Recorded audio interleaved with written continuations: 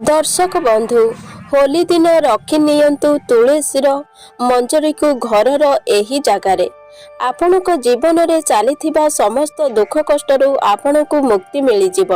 माँ लक्ष्मी विशेष कृपारू आपणक जीवन में हेब धनर वर्षा। आपणक घर को एते धन आसीब जे आपण संभाली पारिबेनी। तेबे दर्शक बंधु चलित वर्षर होली पर्व केउं दिन पालन करा जाए, तेणु होली दिन को तुलसीर मंजरी को केउं जगार रखिबा द्वारा घरे धन 2 गुण बढ़ी थाए। ता पूर्वरु आपण मानकु अनुरोध भिडियोटी को शेष पर्यंत निहाती देखंतु आ मो चैनल को सब्सक्राइब करनथिले सब्सक्राइब करंतु। दर्शक बंधु 3 मार्च 2026 रे होली पर्व बढ़िबाकू जाउअछि।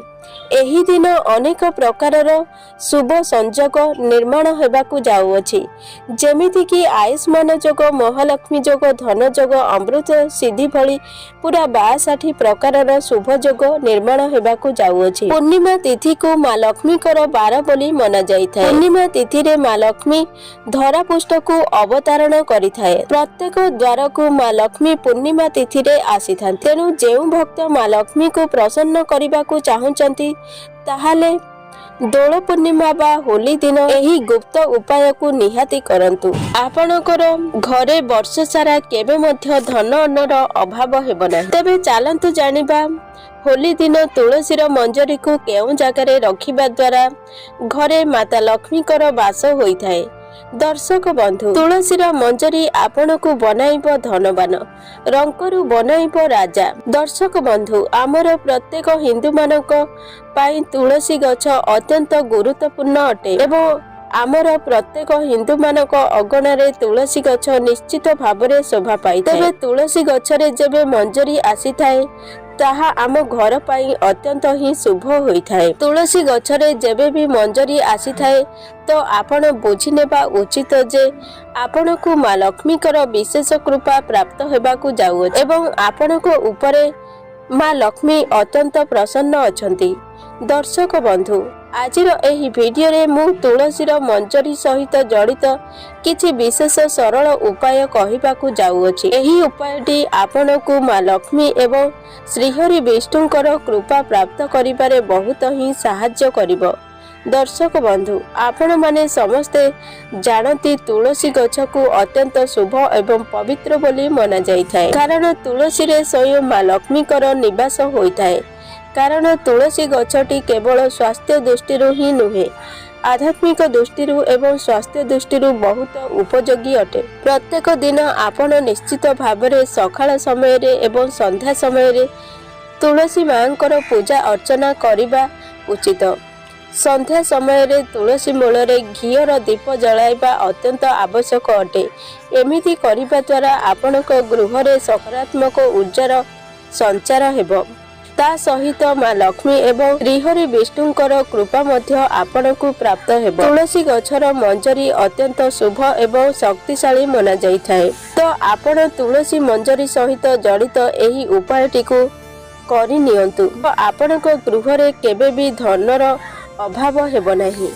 एहा सहित समस्त आर्थिक समस्या मध्य दूर होई जिवो। जदि आपणक गृह रे बारंबार आर्थिक समस्या लागी रही, सबु बेले धनर अभाव देखा देउची, तो तुलसी मंजरी सहित एही उपायटी को आपण निश्चित भावरे करंतु। एहा द्वारा आपणक घरे सुख समृद्धि शांतिर वास हेबो।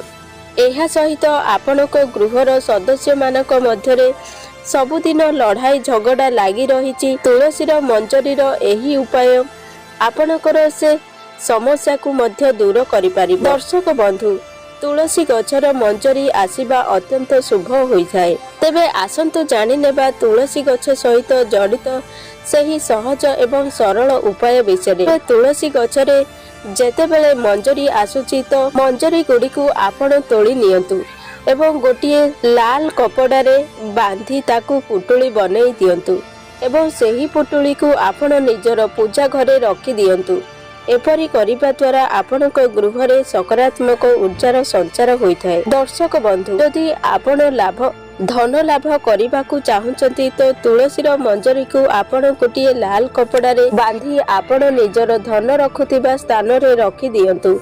ଏପରି କରିବା ଦ୍ୱାରା ଆପଣଙ୍କ ଗୃହରେ ଧନର ଅଭାବ ହୋଇନଥାଏ। ମାନ୍ୟତା ଅଛି କି ଏପରି କରିବା ଦ୍ୱାରା ମାତା ଲକ୍ଷ୍ମୀଙ୍କର କୃପା ବନି ରହିଥାଏ ଏବଂ ଗୃହକୁ ଆର୍ଥିକ ସମସ୍ୟା ଦୂର ହୋଇଥାଏ।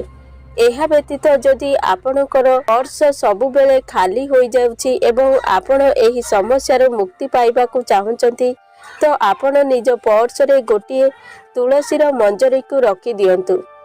ଏହା ବ୍ୟତୀତ ଯଦି ଆପଣ ତୁଳସୀର ମଞ୍ଜରୀ ଆପଣ ଅର୍ପଣ କରନ୍ତି ତ ଆପଣଙ୍କୁ ମୋକ୍ଷ ପ୍ରାପ୍ତି ହୋଇଥାଏ। ଆପଣଙ୍କୁ ଜନ୍ମ ମରଣ ଚକ୍ରରୁ ମୁକ୍ତି ମିଳିଥାଏ ଏବଂ ଆପଣଙ୍କୁ ଶ୍ରୀହରି ବିଷ୍ଣୁଙ୍କର ଚରଣରେ ମଧ୍ୟ ସ୍ଥାନ ମିଳିଥାଏ। ଏହା ବ୍ୟତୀତ ଆପଣ ଶୁକ୍ରବାର ଦିନ କିଛି ତୁଳସୀର ପତ୍ରକୁ ହଳଦିଆ କପଡ଼ାରେ ଗୁଡ଼ାଇକୁ ଆପଣ ଧନ ରଖୁଥିବା ସ୍ଥାନରେ ରଖିଦିଅନ୍ତୁ। ତୁଳସୀର ମଞ୍ଜରୀରୁ ବାହାରୁଥିବା ଉର୍ଜା ଆପଣଙ୍କର ଧନକୁ ଆକର୍ଷିତ କରିଥାଏ ଏବଂ ଏହି ଉପାୟକୁ ଅତ୍ୟନ୍ତ ଶକ୍ତିଶାଳୀ ବୋଲି ମନାଯାଇଥାଏ। ଦର୍ଶକ ବନ୍ଧୁ, ଘରର ଉତ୍ତର ପୂର୍ବ କୋଣ ଯାହାକୁ କି ଐଶାନ୍ୟ କୋଣ ବୋଲି ମଧ୍ୟ କୁହାଯାଏ, ଏହାକୁ ଆମର ବାସ୍ତୁଶାସ୍ତ୍ରରେ ଅତ୍ୟନ୍ତ ଶୁଭ ବୋଲି ମନାଯାଇଥାଏ। ଏହି ଦିଗରେ ଦେବୀ ଦେବତା ମାନଙ୍କର ବାସ ହୋଇଥାଏ। ତ ଆପଣ ଯଦି ଏହି କୋଣରେ ଗୋଟିଏ ପାତ୍ରରେ ତୁଳସୀର ମଞ୍ଜରୀ ରଖନ୍ତି ତ ଆପଣଙ୍କ ଗୃହରେ ସୁଖ ସମୃଦ୍ଧି ବୃଦ୍ଧି ହୋଇଥାଏ। ଆପଣଙ୍କ ଗୃହରେ ଶାନ୍ତିର ବାସ ହୋଇଥାଏ। ଯଦି ଆପଣ ନିଜ ଗୃହରେ ତୁଳସୀର ମଞ୍ଜରୀ ରଖନ୍ତି ତ ଏହା ଦ୍ୱାରା ମାତା ଲକ୍ଷ୍ମୀ ଆପଣଙ୍କ ଉପରେ ପ୍ରସନ୍ନ ହେବା ସହିତ ଆପଣଙ୍କ ଘରକୁ ସକାରାତ୍ମକତାର ମଧ୍ୟ ପ୍ରବେଶ ହୋଇଥାଏ। ଏହାକୁ ରଖିବା ସମୟରେ ଏହି କଥାର ଧ୍ୟାନ ରଖିବେ ଯେ ତୁଳସୀର ମଞ୍ଜରୀକୁ ଆପଣ ଲାଲ କପଡ଼ାରେ ଗୁଡ଼ାଇ ରଖିବେ ଏବଂ ଏହାକୁ ଏପରି ସ୍ଥାନରେ ରଖିବେ ଯେମିତି ଏହା ଉପରେ କୌଣସି ବ୍ୟକ୍ତିର ନଜର ପଡ଼ିବ ନାହିଁ ଏବଂ ଏହାକୁ ରଖିବା ସମୟରେ ତା ତୁଳସୀ ଏବଂ ଭଗବାନ ବିଷ୍ଣୁଙ୍କୁ ଧ୍ୟାନ କରି ଏହାକୁ ରଖିବା ଉଚିତ। ଜ୍ୟୋତିଷ ଶାସ୍ତ୍ର ଅନୁସାରେ ଯେଉଁ ଗୃହରେ ସର୍ବଦା କଳହ ଲାଗି ରହିଥାଏ କିମ୍ବା ଗୃହର ସଦସ୍ୟମାନେ ସର୍ବଦା ମନମାଳିନ ଦୁଶ୍ଚିନ୍ତାରେ ରହିଥାନ୍ତି ତ ସେହି ଗୃହରେ ତୁଳସୀର ମଞ୍ଜରୀ ରଖିବା ଦ୍ୱାରା ଗୃହରେ ଶାନ୍ତି ଏବଂ ସୁଖର ଆଗମନ ହୋଇଥାଏ। ଏହି ଉପାୟଟି ଆପଣଙ୍କ ଗୃହର ବାତାବରଣାତ୍ମକ ବନେଇବା ସହିତ ଧନ ଏବଂ ସମୃଦ୍ଧିର ଦ୍ୱାର ମଧ୍ୟ ଖୋଲି ଦେଇଥାଏ। ଏହି ସବୁ ସମସ୍ୟାରୁ ମୁକ୍ତି ପାଇବା ପାଇଁ ଆପଣ ଗଙ୍ଗା ଜଳ ତୁଳସୀର ମଞ୍ଜରୀକୁ ମିଳାଇ ଘରର ଉତ୍ତର ଦିଗରେ ରଖିଦିଅନ୍ତୁ ଏବଂ ସେହି ଜଳକୁ ଆପଣଙ୍କ ଗୃହରେ ଛିଞ୍ଚି ଦିଅନ୍ତୁ। ଏପରି କରିବା ଦ୍ୱାରା ଆପଣଙ୍କ ଗୃହରେ କୌଣସି ସକାରାତ୍ମକ ଶକ୍ତିର ବାସ ହୋଇପାରିବ ନାହିଁ।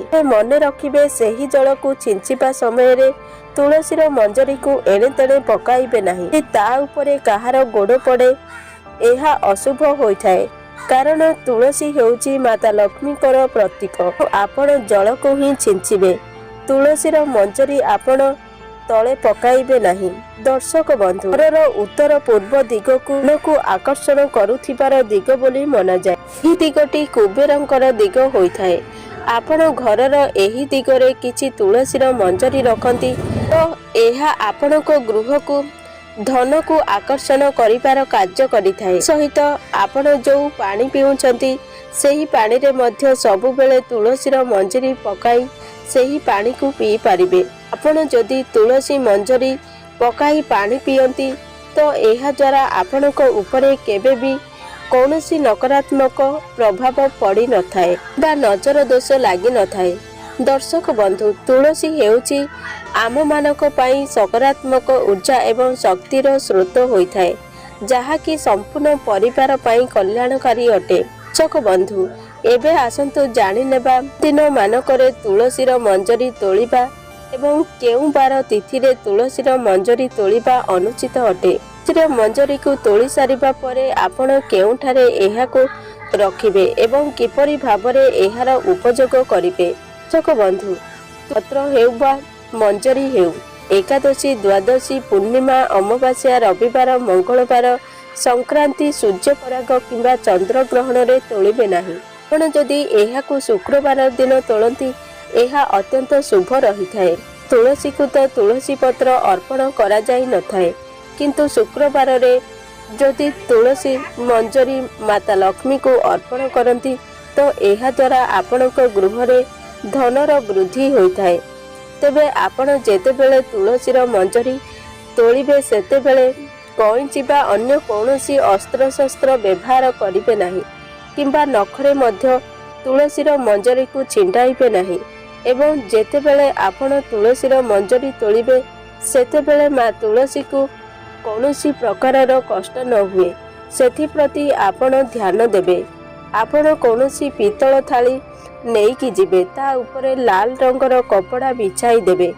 ସେହି କପଡ଼ା ଉପରେ ଆପଣ ସେହି ତୁଳସୀର ମଞ୍ଜରୀକୁ ତୋଳି ରଖିବେ। ତାପରେ ତାହାକୁ ଘରକୁ ନେଇ ଆସିବେ। ତାକୁ ବାନ୍ଧି ଏକ ପୁଟୁଳି ବନାଇ ଦେବେ ଏବଂ ପ୍ରତ୍ୟେକ ଦିନର ପୂଜାରେ ଆପଣ ସେହି ମଞ୍ଜରୀକୁ ବ୍ୟବହାର କରିପାରିବେ। ଯେତେବେଳେ ଶ୍ରୀକୃଷ୍ଣ ନିକଟରେ ପ୍ରସାଦ ଅର୍ପଣ କରୁଛନ୍ତି, ବିନା ତୁଳସୀ ପତ୍ରରେ ଶ୍ରୀକୃଷ୍ଣ ବା ଭଗବାନ ବିଷ୍ଣୁଙ୍କର ପ୍ରସାଦ ଗ୍ରହଣ କରିନଥାନ୍ତି। ଦ୍ୱାରା ଶୁଭତା ଆହୁରି ବଢ଼ିଥାଏ। କରି ଆପଣ ଯଦି ଗୁରୁବାର ଦିନ ଭଗବାନ ବିଷ୍ଣୁଙ୍କୁ ଭୋଗ ଲଗାଇବା ବେଳେ ତୁଳସୀର ମଞ୍ଜରୀ ଅର୍ପଣ କରନ୍ତି ତ ଏହା ଅଧିକ ଶୁଭ ଫଳ ମିଳିଥାଏ। ନିଜ ଧନ ରଖୁଥିବା ସ୍ଥାନରେ ମଧ୍ୟ ଏହି ମଞ୍ଜରୀକୁ ଲାଲ କପଡ଼ାରେ ଗୁଡ଼ାଇ ରଖିପାରିବେ। ଏପରି କରିବା ଦ୍ୱାରା ଆପଣଙ୍କ ଘରେ ଧନ ଧାନ୍ୟ ସୁଖ ସମୃଦ୍ଧି ବାସ ହୋଇଥାଏ।